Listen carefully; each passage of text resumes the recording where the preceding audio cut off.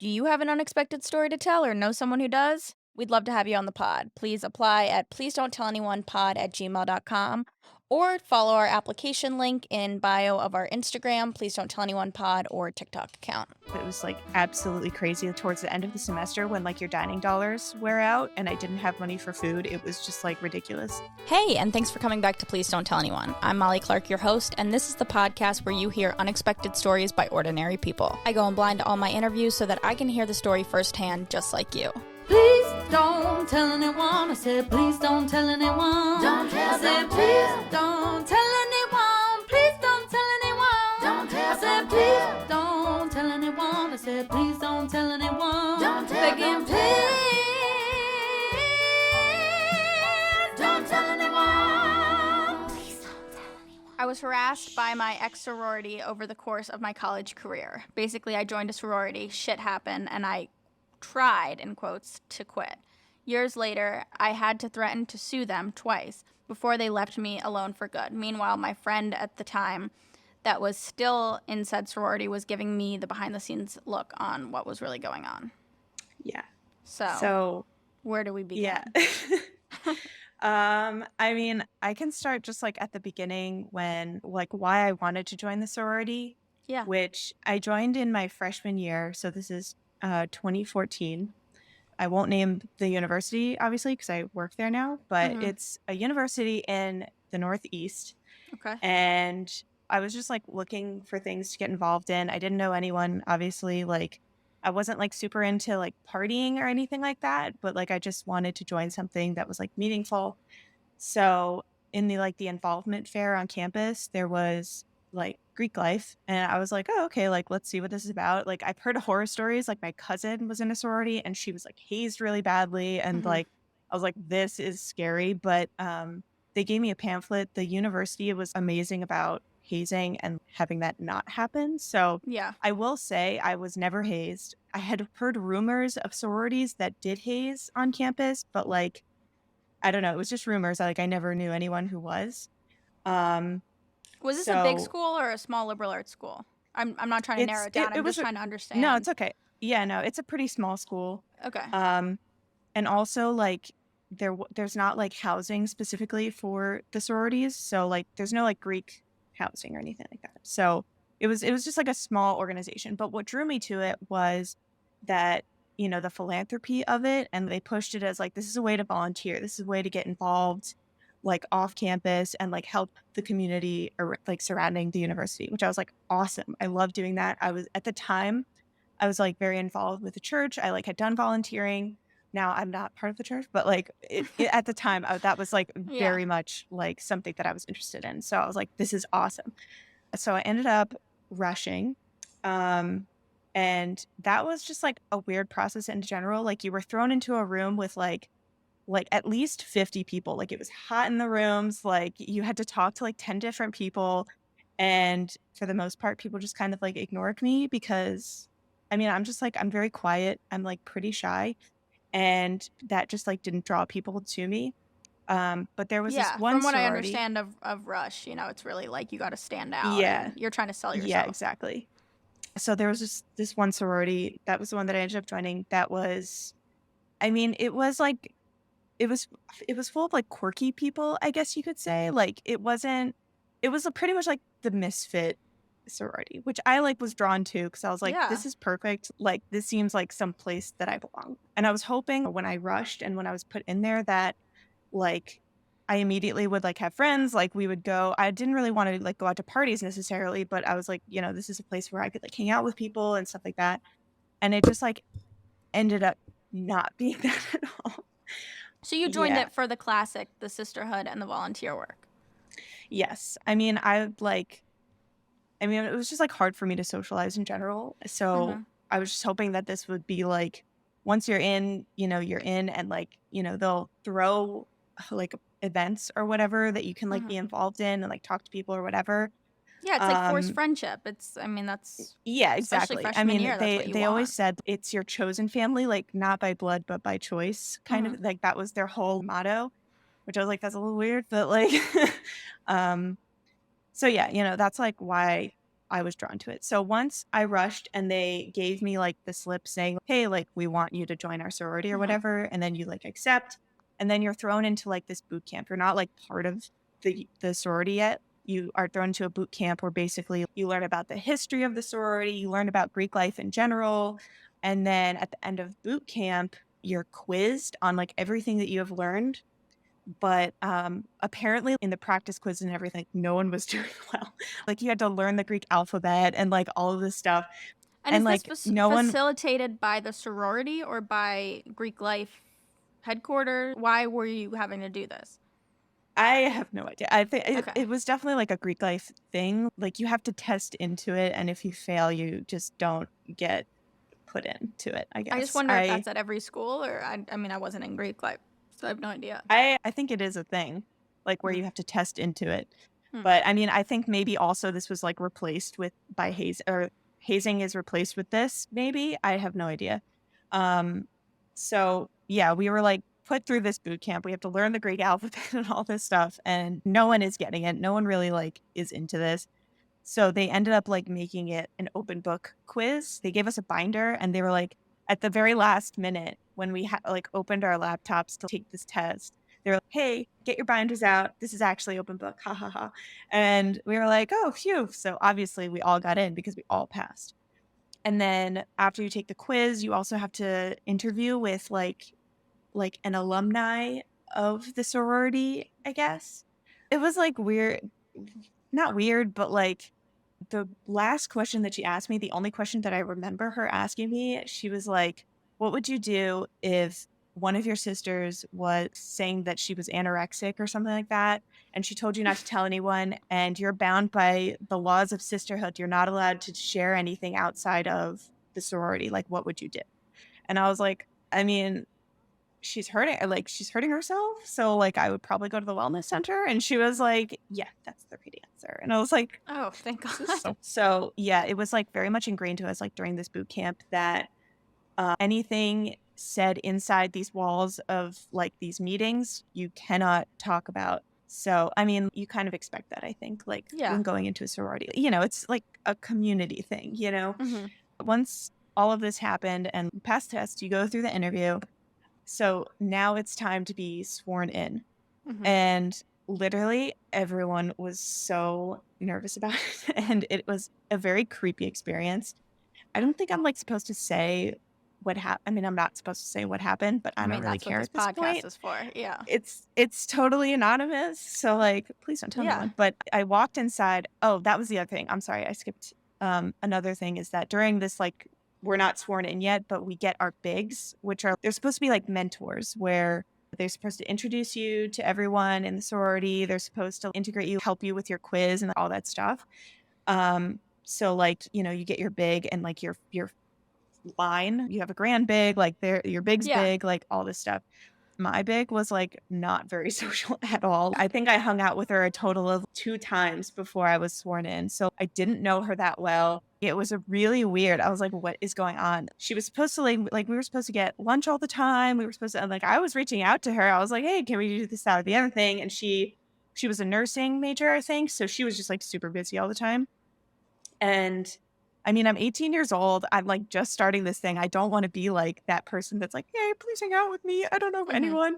I just felt like so isolated. But also at the same time, 18-year-old me was, this is great. I'm part of something, even though nothing was happening. And anyway, so now it's the time to get sworn in.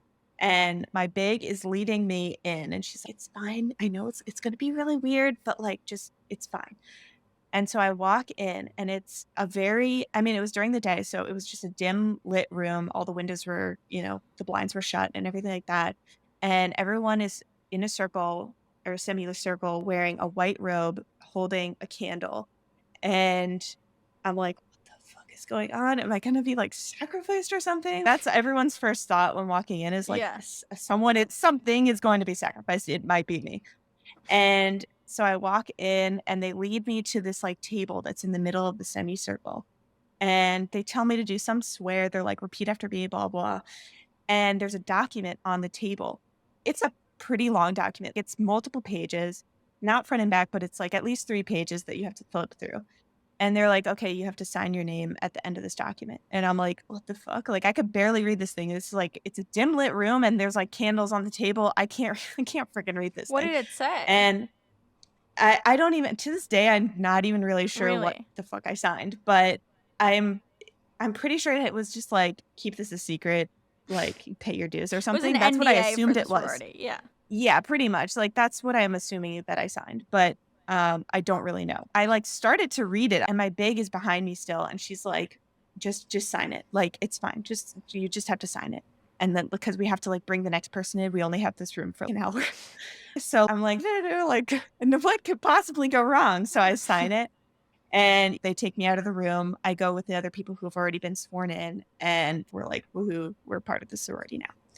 So yeah, that was the whole process leading up to being in the sorority, which Pretty tame. I feel like relatively. yeah, I feel like I have my whole work cut out for me. I'm waiting for things to start happening, which they like still don't happen after this. I was really hoping that I would be part of this philanthropy, that I would be volunteering. And one of like the philanthropy things was helping disadvantaged children and stuff. And there was supposed to be things where we were volunteering in the neighboring town and stuff like that. And we just didn't do any of that. The only things Yeah. that we did were raise money on campus. And what are we raising money for? Like, where is this going to? And like, no one could seem to find an answer to what we were raising money for. And then on top of that, I had dues that where was this money coming from? I don't even remember how I got this money for dues because I mean, I was listening to the podcast of the guy who's in the fraternity and like that Yeah. was an insane amount that he was paying. Yeah. And like for me, I hadn't had a real stable job ever. And like this was all just savings that I had saved up throughout my entire childhood, but my parents had saved up for me. It was just like maybe $1,500 like in my savings account that I would call my parents and be like, hey, can you put this in my checking? And so it was about like $80 a month, which for me who wasn't working was Yep. a lot of money. I like ended up not being able to have money for food and all of this stuff. It was like absolutely crazy towards the end of the semester when like your dining dollars wear out and I didn't have money for food. It was just like ridiculous. I had to ask people for money. So I felt embarrassed too because I like now have to call my parents. I brought myself into this thing. I hate asking my parents for money. Now I have to go to them and be like, I take responsibility for this. I joined this thing. I have to ask you for money. I mean, it wasn't that much money for them. It would have been fine, but like my pride just got in the way. I didn't want to do this. So like before I started talking to you about this, I actually went through my old emails to try to remember like the whole process to try to like be as accurate as possible talking about this. And like there's just so many emails to the president saying I need to delay, like can I pay double next month? I just can't do it this month, blah blah. And so I'm just like racking up this like debt basically like towards the sorority. Now, dues go to it's like setting up for events, decorations for events and apparel and stuff like that. Like yeah, it's not paying for housing because you guys don't have a house on campus. It's not paying for food at the house the way that other people usually would. Well, let me calculate that. So it was $80 a month. Was it for 12 months or just the months of school? I'm pretty sure it was just for the months of school. So that's September, October, November, December, January, February, March, April, May. I think it was about like $800 a year or so, like or a little bit over. Yeah, that would make sense. But this was like the cheapest sorority on campus. So, which I was like, perfect. But like also at the same time, I still couldn't afford this $80 a month. But at the same time, you're a freshman and you're really wanting a community and you're really wanting the payoff of that volunteer work and everything that you were promised and the sisterhood. I mean, I remember like as a freshman, all you want is friendship. Yeah. And it's like, it's hard to find. I mean, like it's a pretty big pool. So it's like hard to just like single people out and like find your people, like I didn't end up finding my people until senior year. And this was after like I had tried to quit. So what my breaking point was, so this was now like 2014 into 2015. That was like my whole freshman year. In the summer of 2015, so going into my sophomore year, we went on campus early to start rush and start preparing for, like rush season.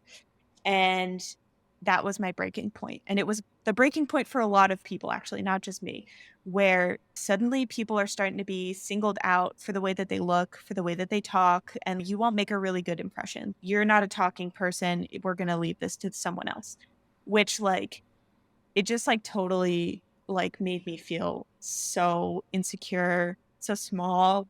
And um yeah, I mean, that was one thing that sucked, but like just the leadership in general really sucks. They would keep us like in a room to practice like talking to people until 11 p.m. and then they would let us leave for the night. And we were there until like since maybe like 9 a.m. And like towards the end of the second week, I was like, listen, this isn't working. I stood up in front of everyone, which I'd never do. But I was like, the fact that I'm standing here talking to you saying this should be enough for you to say, whoa, this is serious, because I never freaking talk in front of people. And I was like, this isn't working. We need to do something different because one is just tired. Everyone's like getting angry with each other. Can we do something different? And they basically were like, hey, thank you so much for standing up. I think what we're going to do is we're going to keep doing these exercises, and that's what we're going to do. So basically they were just like, shut the fuck up. And the exercises were to prepare to recruit more girls.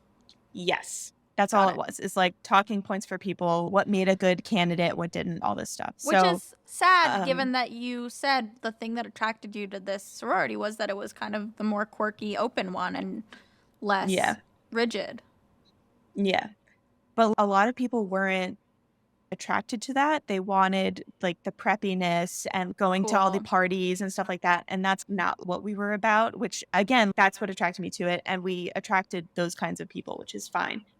But it was just run so awful. So after like that interaction where like I stood up, something in me like changed and I was like, this doesn't feel good anymore. Something is like not right. And the rush happens. We recruit a bunch of people. I end up getting a little, which I didn't want because I was already struggling with paying my dues. And now I have to pay to get all these materials to like say, hey, I'm your big, and I have to go to her house. I don't have a car. So how am I going to get to her house to drop all this stuff off? And I had to make things in my spare time. And that's really like, my bank account was none at this point because I spent so much on this crafting materials. And I was so confused too, because I was like, how is everyone else doing this? No one else I know has a job. How are they doing this? And not like, the only thing I can think of is that their parents are paying for this. And I'm not going to ask my parents to pay for this. So I get my little, she ends up joining, brouhaha. So it wasn't long after that I was like, I don't know why I'm doing this anymore. Like this, I'm not happy. And one of my very good friends, one of the quietest people who I end up befriending, she was like, I'm not getting anything out of this. And I was like, oh, thank you for saying that, because I'm not getting anything out of this. She wanted to quit for the same reasons I wanted to quit. There wasn't, no volunteering, anything happening. Like nothing that we wanted to do here was happening. So she was like, I'm going to meet with the president and I'm going to try to withdraw. And I was like, okay, cool. I'm going to do that too. So she sent her email saying, I want to withdraw. I sent my email saying that I want to withdraw. My friend meets with them. She was like, yeah, it went well. They're going to send me the paperwork or whatever. And it wasn't just her doing this. There was another person doing this as well. So now there's 3 of us who are all trying to quit at the same time. So, and I'm the last one to have a meeting. So I meet with the president. I'm like, first of all, I'm dead broke. I cannot afford this anymore. And also, I'm not getting anything out of this. It's really cliquey. I'm listing like all these things that I'm not happy with. She was like, okay, we need to have a meeting with all these other people to make it official or whatever.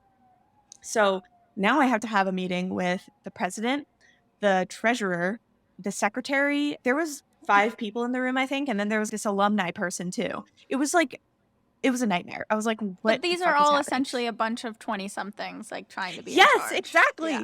They're all my age or 1 year older. I'm like, what the frick is happening? So yeah, it was freaking stupid. So now I say my whole spiel in front of them, in front of these 5 people. And this alumni is like leading the conversation. And she's making me so uncomfortable. She's really looking at me like, seriously? Like, really? Like, she kept talking to me like that.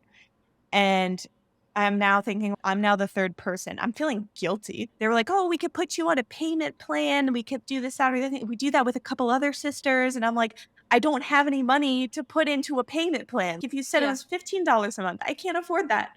I just kept saying, no, no, no, I can't do that for the financial stuff. But then like this meeting with this alumni who was being really rude to me, I'm saying my whole spiel.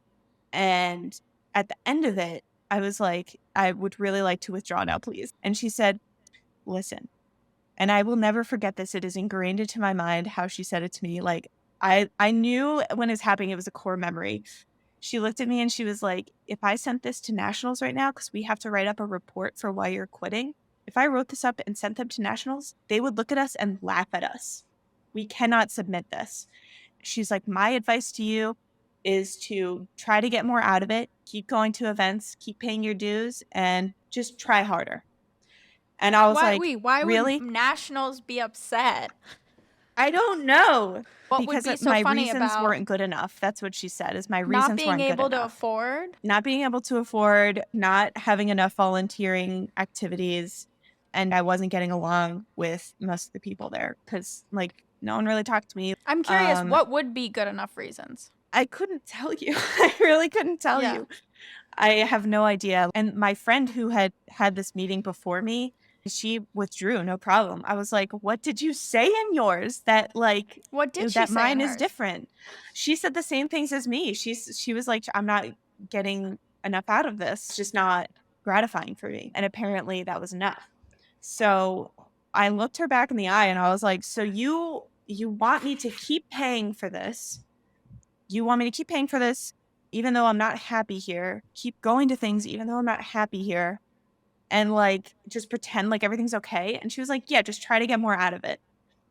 And I left and I called my mom and I was like, they told me my reasons weren't good enough. And she's like, what? And I was just like, I'm never going back. Like, I can never do this again. I was like, why would I want to? Yeah, like at this point, I'm just curious. Like, why wouldn't you just stop going and stop paying your dues? Like, what That's are they going to do exactly about what I that? did. Okay, good. That's exactly what I did. I stopped going. I stopped associating. I took down everything that would associate me with them. I gave away all of my clothes that had symbols on them. And yeah, I acted like it had went through. And, you know, that was that. So for the next year, I was like in bliss. I had no debt. I was doing great. I got a new job on campus. So I was like kind of starting to save up a little bit. And it was amazing. And I hung out with my friend who had also quit. So like her and I were kind of in solidarity. It was awesome. And then a year later, I got an email from the treasurer. She had just been appointed because they reappoint people every semester. So she had just been appointed and she said, hey, you missed this meeting. You know, this is the fine for missing the meeting. And I emailed her back and I was like, oh, I'm actually not associate anymore. I don't know why I'm still on the list, but you know, you could take me off. I'm not associate anymore. And she's like, oh, okay, no problem. And I was like, all right, that's that. The next semester, I get the same email from a different person who was just appointed, the treasurer, who said, hey, you have a fine. You know, you need to pay this by this date, X, Y, and Z. What was the I think it was like, I want to say like $25 for missing the meeting. And either it was way, not like, yours to pay. Yeah. yeah, it wasn't that bad, but I'm not freaking paying that. Are you kidding me? What? I was, you know, so I just said like, oh, I'm not associated. Can you tell me like the name of, you know, the president now so I could just say that I'm not associated anymore? They're like, oh yeah, it's so and so. So I emailed this person and I was like, hey, just so you know, they emailed me, but I'm not associated anymore. Can you make sure that I'm off the list? No response. So now like I've gone through my junior year, like this happens twice, once per semester, where they're like, hey, you know, you missed it, you need to pay a fine. And I'm like, no, thank you. And finally in my senior year, I think it's the first semester. So like, you know, same thing happens where they email me and I send my usual email back and they email me back, which I was like, what? And they email me and they say, you're still associated. You have to pay this fine. And I was like, that doesn't make any sense because you keep emailing me saying this, like I have had no problem in the past like year and a half with this. Like, why now? Then the president emails me and says, you're still on the books, sweetie. You have to you have to pay the rest of your fines. Why don't you come to the next meeting and like sign these documents, and I'd like to get this all squared away." And I was like, "Excuse me?" It's literally been a year and a half. You could have switched schools. You could have, changed Yeah. locations. What? So this must have been the second semester of my senior year because I emailed her a big long email where I was like stated everything that had happened. I'd stated everything that had happened like from my meeting where they said like my reasons weren't good enough and like Mhm. all this stuff. And I was like, "Can we just clear this up? Like I don't have any association, and honestly, like I will email nationals, I'll email like whoever I need to Yeah. not pay this money." Yeah. Because at the time they were like, "You have to pay the rest of your dues that you owe from when you quit," which I had to like change my password to log back into this account because I hadn't logged in so long.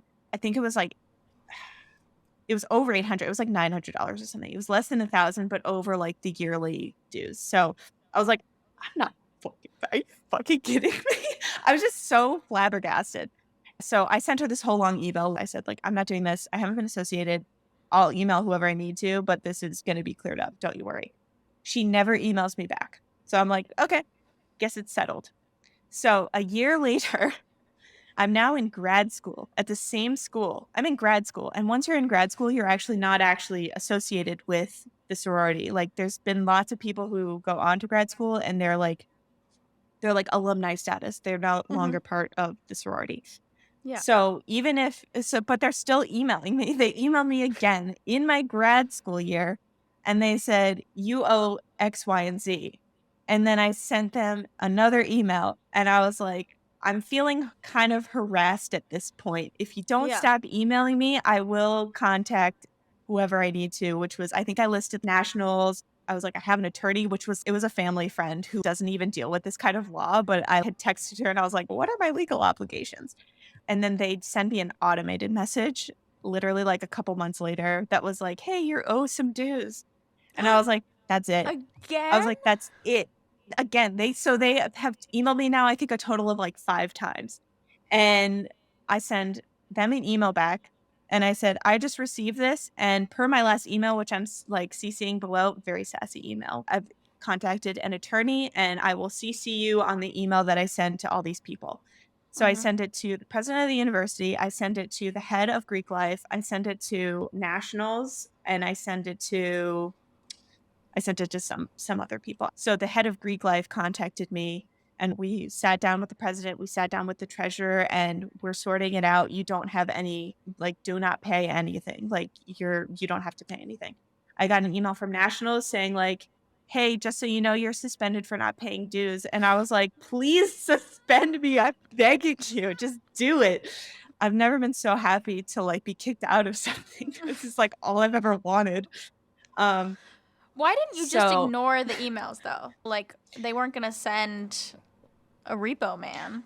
Oh, yeah, so that is what they said is that in the very last email that they sent, which made me, like, send this huge long email to the president who was like, "You're so sweetie, you're still associated."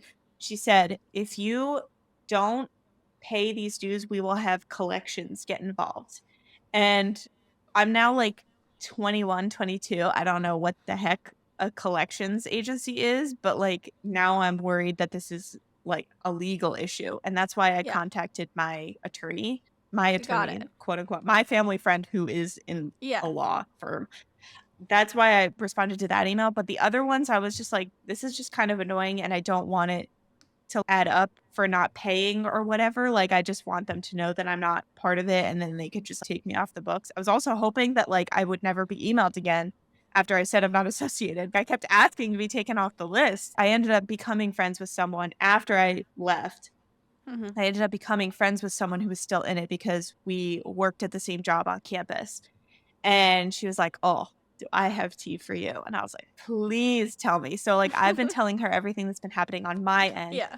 and she's been telling me everything that's happening on the back end. So, what happened was the last time that they had emailed me where they said that I really needed to, like, pay all the rest of my dues, apparently the treasurer that they had hired, she didn't know how to handle money, and she ended up donating all of the dues, like, all of the year's dues to the charity in their name, and she ended up donating all of the money to that charity run by the Which, like, in organization. retrospect, seems good. So, like, all of their money is now gone, and apparently they had not only reached out to me, but reached out to other, like, alumni trying to just say, hey, you have leftover dues from when you graduated, like, that we didn't realize, and just, like, asking for money from all of these random, But, like, not gaslighting random, them but into thinking that they owed money.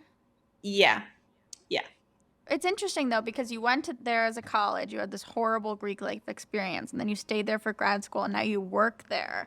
So it didn't leave a sour taste in your mouth about the school. It was really just the Greek life. Yeah, I mean, at least the university handled it. Like, as soon as I sent that email, I got a response from the head of Greek life, like, within the day, I'm pretty sure, where he's like, I'm going to sit down with them. I have sat down with them. And then, like, Nationals reached out to me maybe a week later. So, you know, like, they handled it, like, pretty quickly. It was really just like the Greek life. It was just so delusional, like, that people just, like, wanted to be in charge of something, I feel like, but no one knew how to run it. Yeah, that's pretty much what Like, college groups are. yeah. It's like you come out of high school, you're not fully independent, you know, you're not out of college yet, and so you're like, I'm going to take control of this club, and it's going to be the most important thing. And there's always drama, but that when money gets involved, that's a whole other story. Yeah. And are you comfortable giving a food recommendation, a restaurant recommendation? Yes, I've been thinking about it a lot, and I Okay, know good. what I'm going to suggest. So there's a restaurant called Mecha Noodle Bar, and it is so good. It's throughout the Northeast, so there's like they have some from Boston and like to Stanford, and it is so freaking good. Oh my Really God, I'm driving to Maine on Friday, so I'm driving from New York to Maine, so I'll definitely stop. Amazing. What do you get there? What's what should I get? I get the fabo bien. It has like meatballs in it and like rare beef and stuff. So really good. Okay, cool. Well, a little Northeast chain. I love it. That's awesome. Yeah. If you enjoyed today's episode, please rate and follow the podcast wherever it is you listen to it so that we can bring you more unexpected stories by ordinary people. And if you didn't like the episode, forget what I just said and just please don't tell anyone.